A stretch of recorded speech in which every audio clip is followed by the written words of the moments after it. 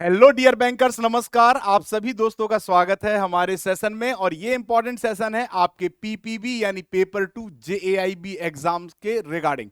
तो जेएआईबी एग्जाम मई 2025 को जितने भी डियर बैंकर्स टारगेट कर रहे हैं उनके लिए ये बहुत इंपॉर्टेंट सेशन है, क्योंकि सभी कैंडिडेट्स की एक क्वेरी होती है कि सर पीपीबी के एग्जाम में हमें कौन कौन से न्यूमेरिकल्स को टारगेट करना है, या हमारे न्यूमेरिकल पार्ट में जो क्वेश्चन है वो कहां से मिलेंगे। तो उसी के ऊपर बेस्ड है आज का हमारा इंपॉर्टेंट सेशन, और आई होप आप सभी के लिए बेनिफिशियल होगा, जो कि आपके मई 2025 एग्जाम को और मैक्सिमाइज करने में, स्कोर को मैक्सिमाइज करने में मदद करेगा। तो स्टार्ट करते हैं आज के सेशन को। तो how to handle numericals in PPB, best strategy. करते हैं स्टार्ट। तो दोस्तों, ये मेरा नाम है अरविंद सर, और आप मेरे टेलीग्राम पर जुड़ सकते हैं JAIB बाय अरविंद सर, या इस क्यूआर कोड के थ्रू भी आप स्कैन करके टेलीग्राम पे जुड़ सकते हैं। तो सबसे पहले हम बात करेंगे दोस्तों, हमारा जो न्यूमेरिकल पार्ट है वो मॉड्यूल बी में हमें देखने को मिलेगा। कहां पे मिलेगा? मॉड्यूल बी में, फंक्शन ऑफ बैंक्स में। और फंक्शन ऑफ बैंक्स में जो हमारी यूनिट नंबर 23 है, जहां पर हम बात करते हैं appraisal and assessment of credit facility की, सबसे पहले न्यूमेरिकल हमें यहां से मिलेंगे। और यहाँ पे जो न्यूमेरिकल हमें इनकाउंटर करने हैं वो ज्यादा से ज्यादा टॉपिक यहीं पर हैं।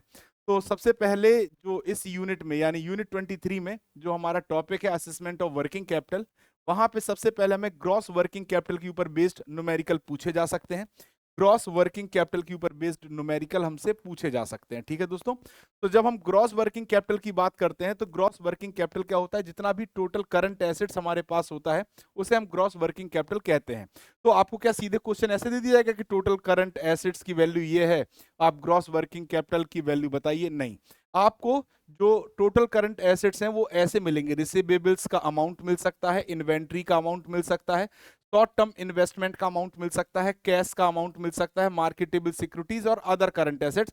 साथ ही साथ आपको उसमें लाइबिलिटी प्रोडक्ट्स के भी जो वैल्यूज हैं वो लिखी रहेंगी।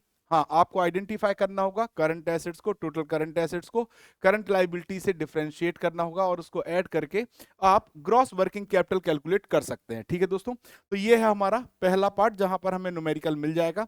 फिर हमसे नेट वर्किंग कैपिटल पूछा जाता है, या नेट वर्किंग कैपिटल के साथ साथ यहाँ पे करंट रेशियो भी पूछा जाता है। क्या पूछा जाता है?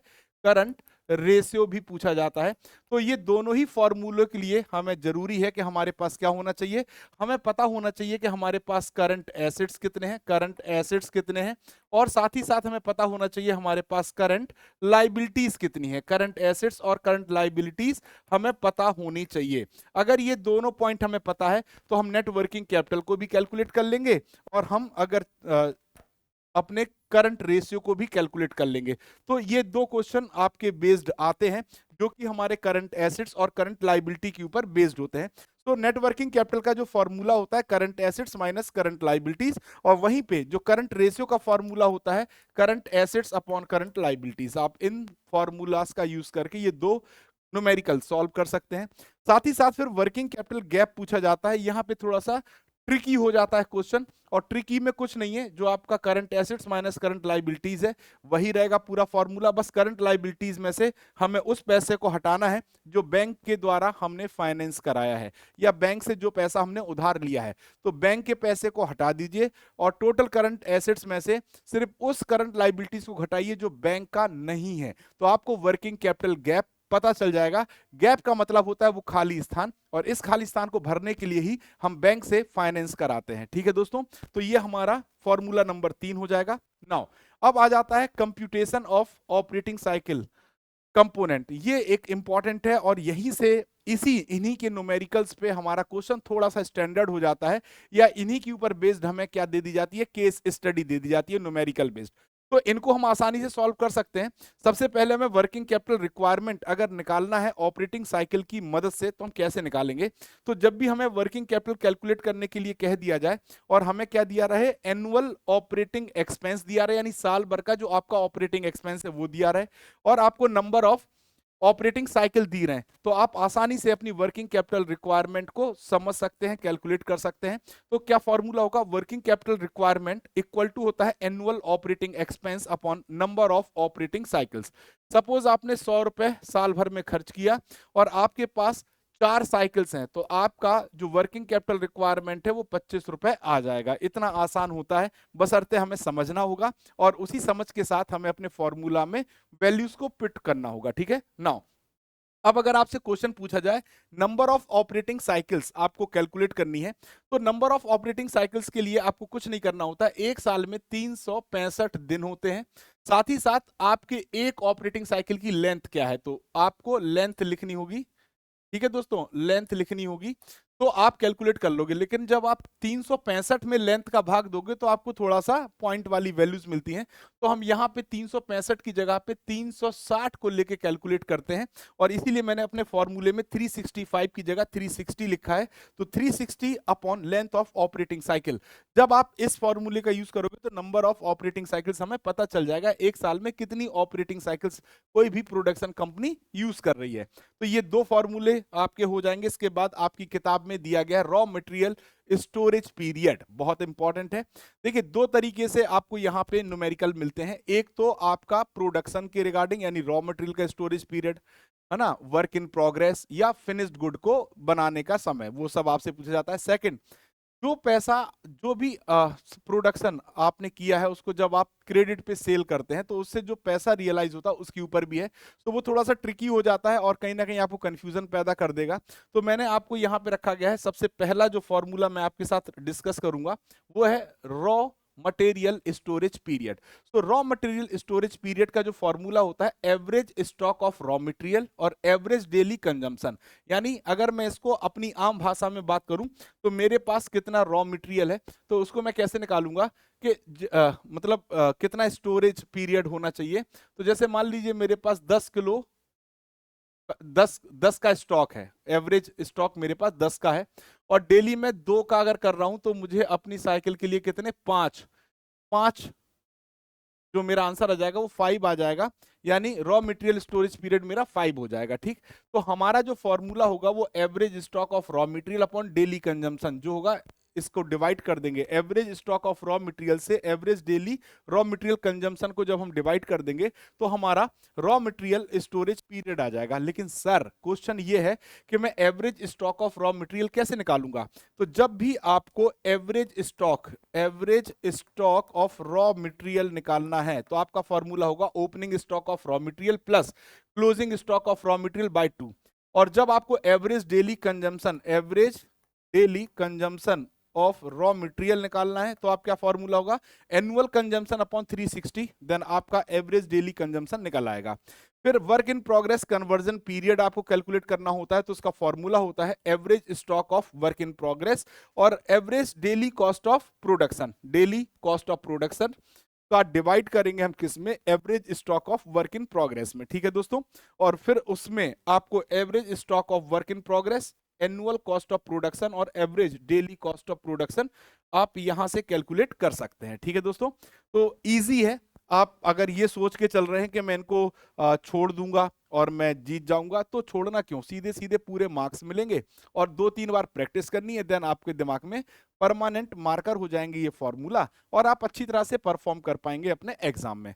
तो कोशिश करिए, बिकॉज अभी हमारे पास समय पर्याप्त है। सिर्फ 2 ही यूनिट ऐसी हैं जहां से न्यूमेरिकल मिलेंगे तो उनको एक बार प्रैक्टिस कर लीजिए और शायद आपको केस स्टडी मिल जाए तो मजा ही आ जाएगा। और हाँ, अगर आपको लगता है कि नहीं हो पा रहा है तब उसको आप ड्रॉप कर दीजिएगा, कोई दिक्कत नहीं है। तो अगला आता है finished good storage period. Finished good storage period का फॉर्मूला होता है average stock of finished good और डेली जो कॉस्ट आ रही है सेल की, average daily cost of sale, है ना। तो आप इसको निकाल दोगे। अब average stock of finished good कैसे निकालते हैं, opening stock of finished good plus closing stock of finished good upon 2। तो जब भी एवरेज स्टॉक की बात आती है तो ओपनिंग प्लस क्लोजिंग बाय 2। ठीक है दोस्तों, और average daily cost of sale निकालनी है तो सबसे पहले हमें क्या निकालना होगा, एनुअल कॉस्ट ऑफ सेल निकालेंगे। जब एनुअल कॉस्ट ऑफ सेल हमें मिल जाएगा 360 से डिवाइड कर देंगे तो हमें क्या मिल जाएगा दोस्तों, average daily cost of sale calculate हो जाएगा। अब एक और इंपॉर्टेंट पार्ट न्यूमेरिकल का, इसी यूनिट में एक और important part, assessment of working capital requirement fund base. जब आपको असेसमेंट करना होता है तो यहाँ पे आपको 4 मेथड दिए गए हैं।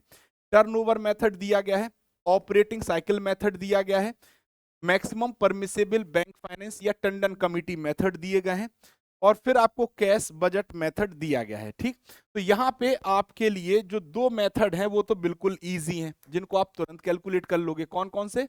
टर्नओवर मेथड और MPBF मेथड या टंडन कमिटी मेथड। ठीक है, और ये मैंने अपनी क्लास में चारों ही मेथड आपको कैलकुलेट कराए हैं। अगर आप हमारे किसी भी कोर्स में हैं और वहां पर मैंने अगर आपको क्या पढ़ाया है, फाउंडेशन पढ़ाया है, तो वहां पे मैंने इन चारों मेथड्स को बड़े आसानी तरीके से समझाया है अपने फाउंडेशन बैच में। साथ ही साथ हमारा जो MCQ बैच होगा वहां पे भी इनके ऊपर बेस्ड न्यूमेरिकल आपको देखने को मिलेंगे। और इसके अलावा यूट्यूब पे भी आपको इनके न्यूमेरिकल एज अ रिकॉर्डिंग के फॉर्म में दिखेंगे, जो मैं आपके लिए रिकॉर्ड करके एग्जाम के पहले जरूर दूंगा, या लाइव क्लास में भी डिस्कस करूंगा, या मैराथन में भी डिस्कस करूंगा। सो आप बिल्कुल घबराइएगा नहीं। यहाँ पे मैंने आज के सेशन में दो मेथड्स को अपने साथ रखा है, जो आपको मैं अभी बताऊंगा। कैसे बताऊंगा? सबसे पहले सबसे आसान होता है टर्नओवर मेथड। हम लोग टर्नओवर मेथड को देखते हैं और घबरा जाते हैं, जबकि टर्नओवर मेथड सिर्फ 2 लाइन का होता है जिसे आप सॉल्व करते हैं।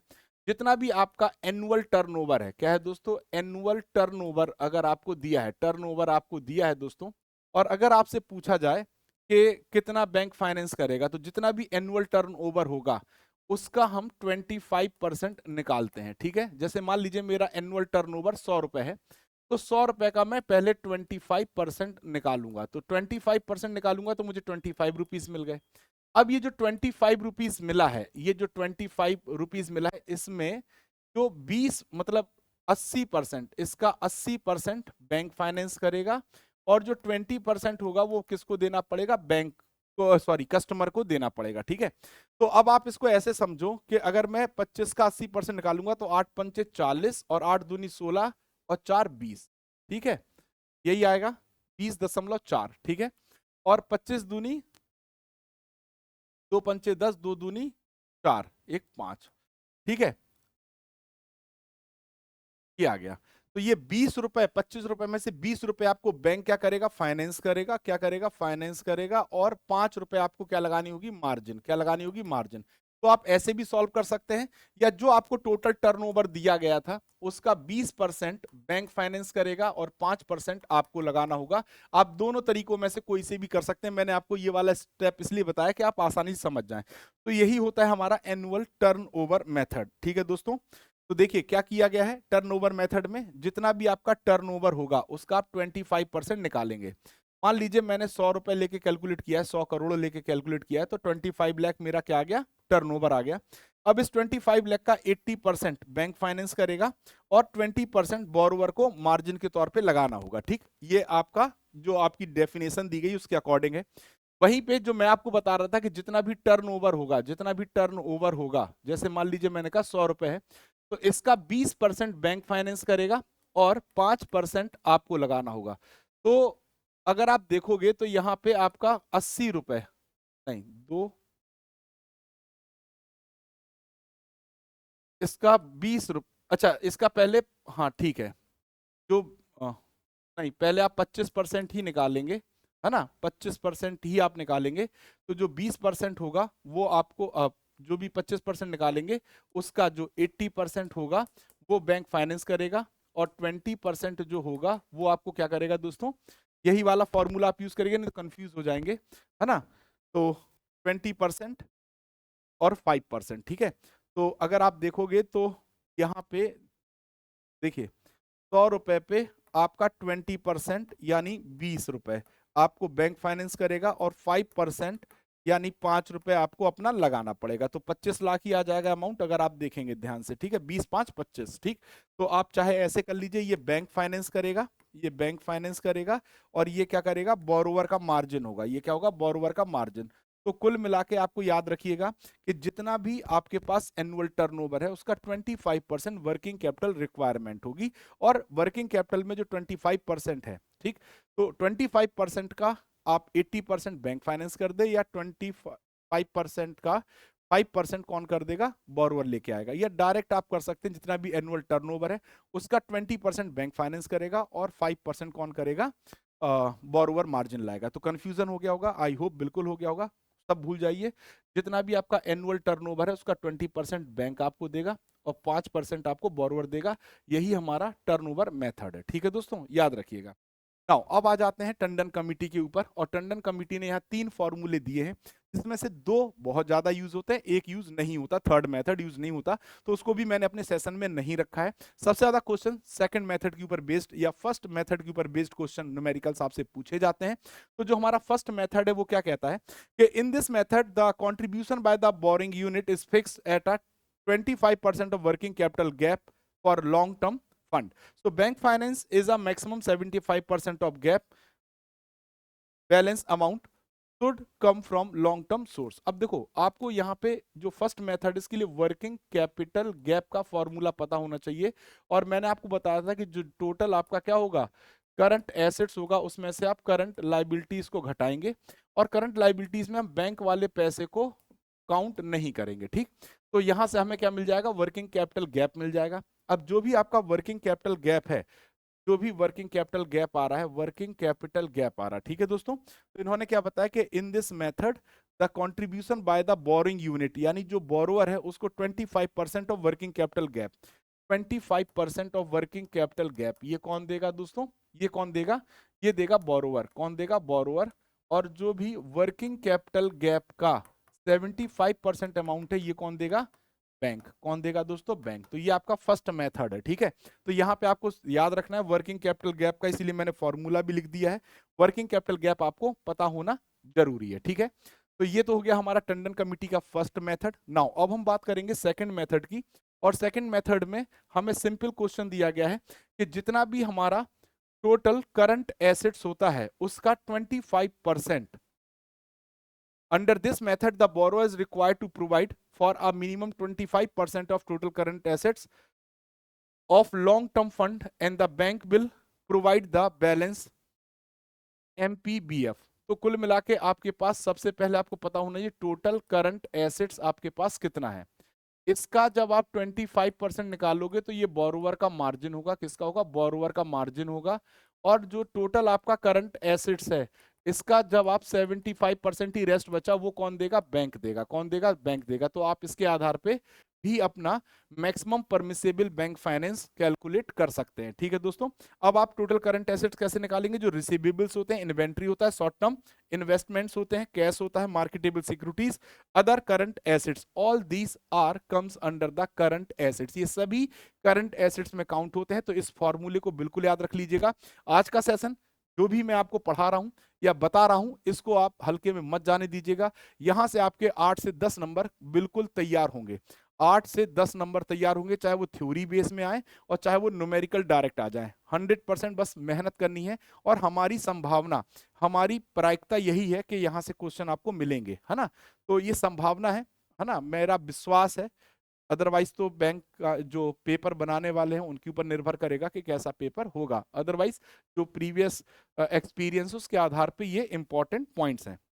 नाउ अब हम आ जाते हैं मॉड्यूल बी का यूनिट नंबर 28 पर, जहां पे नॉन परफॉर्मिंग एसेट्स और स्ट्रेस एसेट्स से रिलेटेड क्वेश्चंस आते हैं।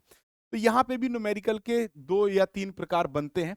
तो सबसे पहले तो आपको पूछा क्या क्या जा सकता है मैं बता दूं, यहाँ पे बिल्कुल आसान है और इसको मैंने यूट्यूब पे भी पढ़ाया है। तो अगर आप देखेंगे सबसे पहले आपको ग्रॉस एडवांस पूछा जा सकता है। ग्रॉस एडवांस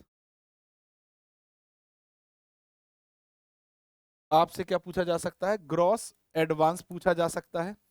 फिर आपसे पूछा जा सकता है नेट एडवांस, है ना। ग्रॉस एडवांस के बाद नेट एडवांस पूछा जा सकता है। फिर आपसे ग्रॉस एनपीए पूछा जा सकता है। ग्रॉस एनपीए और नेट एनपीए पूछा जा सकता है। ठीक है दोस्तों, तो ये आपको पता होना चाहिए। साथ ही साथ आपके लिए जो क्वेश्चन मिलेंगे वो प्रोविजनिंग से मिलेंगे। किससे मिलेंगे, प्रोविजनिंग। और यहाँ पे जो क्वेश्चन है वो थोड़ा सा बड़ा होगा तो नंबर भी ज्यादा मिलेंगे। प्रोविजनिंग के ऊपर बेस्ड क्वेश्चन आएंगे। तो ये आपके 5 इंपॉर्टेंट टॉपिक हैं जिससे क्वेश्चन बन सकते हैं।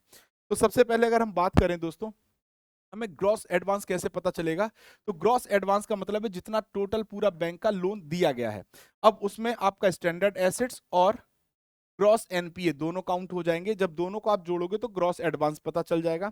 ग्रॉस एडवांस में से जब आप क्या घटा देंगे, gross advance S percentage of gross advance, gross NPA S percentage of gross advance. अगर ग्रॉस एडवांस के आधार पे ग्रॉस एनपीए का परसेंटेज पूछा जाए तो आपका फॉर्मूला होगा gross NPA upon gross advance. ठीक है दोस्तों, तो आप ये भी कैलकुलेट कर देंगे। फिर नेट एडवांस अगर आपसे पूछा जाएगा तो जितना भी आपके पास ग्रॉस एडवांस है उसमें से आप डिडक्शन को घटा देंगे। अब आप कहेंगे डिडक्शन क्या होता है, तो अभी मैं आपको बताऊंगा। डिडक्शन आपका होता है जो भी एनपीए प्रोविजनिंग आपने हेल्ड की है in the case of NPA account prescribe additional provisioning. तो सबसे पहले डिडक्शन में आ जाएगा डीआईसीजीसी या ईसीजीसी के द्वारा जो भी कवरेज आपको मिला है। अगर बोरोवर ने कोई पार्ट पेमेंट किया है, आपका कोई बैलेंस सन्ड्री अकाउंट में है, या फिर फ्लोटिंग प्रोविजन है, ये आप डिडक्ट करेंगे, देन आपको मिल जाएगा आपका नेट एडवांस। साथ ही साथ आप अगर ग्रॉस एनपीए में से भी ये डिडक्शन को घटाते हैं तो आपको मिल जाता है नेट एनपीए। अब हमारा एक इंपॉर्टेंट पार्ट आ जाता है जिसमें हम लोग बात करते हैं प्रोविजनिंग की। तो आपको यहाँ पे प्रोविजनिंग के लिए सीधे सीधे फंडा याद रखना है, इसलिए मैं ये चार्ट लेके आया हूं जिससे ज्यादा आप कंफ्यूज ना हो। जब भी आप प्रोविजनिंग के न्यूमेरिकल करें इस चार्ट को ध्यान में रखिएगा। देखिए, सबसे पहले आपको पता होना चाहिए कि आपके जो एसेट्स हैं एनपीए में वो कितने कैटेगरीज में होते हैं। तो हम ऑलरेडी जानते हैं 3 कैटेगरीज होती है। सबसे पहले होता है सब स्टैंडर्ड, फिर डाउटफुल होता है, और डाउटफुल में 3 कैटेगरी होती है, D1 D2 D3, और लॉस होता है। सो लॉस एसेट्स में तो हमें ये पता है कि जितना मेरा आउटस्टैंडिंग होगा अनसिक्योर होगा उसका 100% मुझे क्या करना होगा, प्रोविजनिंग करनी होगी, तो जितना बचेगा वही अमाउंट आ जाएगा। बट सब स्टैंडर्ड एसेट्स की बात अगर हम करें तो यहाँ पे आपको जो सिक्योर्ड और अनसिक्योर्ड की बात की गई है। तो देखिए 6 महीने तक पे भी आपको 15% की प्रोविजनिंग करनी है, और 6 महीने से 1 साल तक जो भी सिक्योर्ड लोन है उस पर प्रोविजनिंग करनी है 15%। ठीक, अनसिक्योर्ड होगा तो आपको यहाँ पे क्या करना है, 25% की प्रोविजनिंग करनी है। इंफ्रा लोन के लिए आपको करनी है 20% की। ठीक है दोस्तों, डन। और फिर देखिए, ठीक, 20 और 25 और 20%। फिर आ जाता है डाउटफुल कैटेगरी में, आपका जो D1 कैटेगरी होगी वहां पे आपको 25% की प्रोविजनिंग करनी है सिक्योर्ड के लिए, और 100% की प्रोविजनिंग करनी है अनसिक्योर्ड के लिए। ठीक है दोस्तों, फिर आ जाता है D2 कैटेगरी जहां पे 3 और 4 साल की बात की जाती है, यानी मोर देन 1 ईयर, है ना। तो अब देखिए यहां पे आपको प्रोविजनिंग करनी होगी 40% फॉर सिक्योर और अनसिक्योर के लिए 100%। ठीक, साथ ही साथ डाउटफुल 3 कैटेगरीज में आपको 100% प्रोविजनिंग करनी होगी, और लॉस एसेट्स में भी 100% प्रोविजनिंग करनी होगी। ये प्रोविजनिंग का जो फंडा है इसको आप सभी दोस्त याद रखिएगा। प्रोविजनिंग का जो फंडा है इसको इसी सीट से आप याद कर लीजिएगा। और हाँ, इसके लिए मैंने 45 डेज चैलेंज में डे 25 जो क्लास पढ़ाई है उसका मैंने 2 न्यूमेरिकल यहाँ पे सॉल्व कराए हैं। तो डे 25 में 2 न्यूमेरिकल मैंने आपको सॉल्व कराए हैं। आप उन दोनों न्यूमेरिकल्स को देख लीजिएगा तो आपको प्रोविजनिंग का फंडा क्रिस्टल क्लियर हो जाएगा। इसके लिए आपको कहीं भी अतिरिक्त मेहनत नहीं करनी होगी। ये दोनों ही एग्जाम्पल आपके पीपीबी की बुक के हैं, और बहुत अच्छे एग्जाम्पल हैं जिनको आप सॉल्व करके अपने प्रोविजनिंग के डर को, भय को खत्म कर सकते हैं। ठीक है दोस्तों, तो ये था आज का हमारा इंपॉर्टेंट सेशन जो कि पीपीबी के न्यूमेरिकल के ऊपर बेस्ड था। और हाँ, यदि आप सिस्टमेटिक तरीके से जेएआईबी में 2025 एग्जाम को टारगेट करना चाहते हैं तो आप जुड़ सकते हैं जेएआईबी महापैक के साथ। और 6 महीने, 12 महीने और 24 महीने की वैलिडिटी में ये महापैक मिलता है।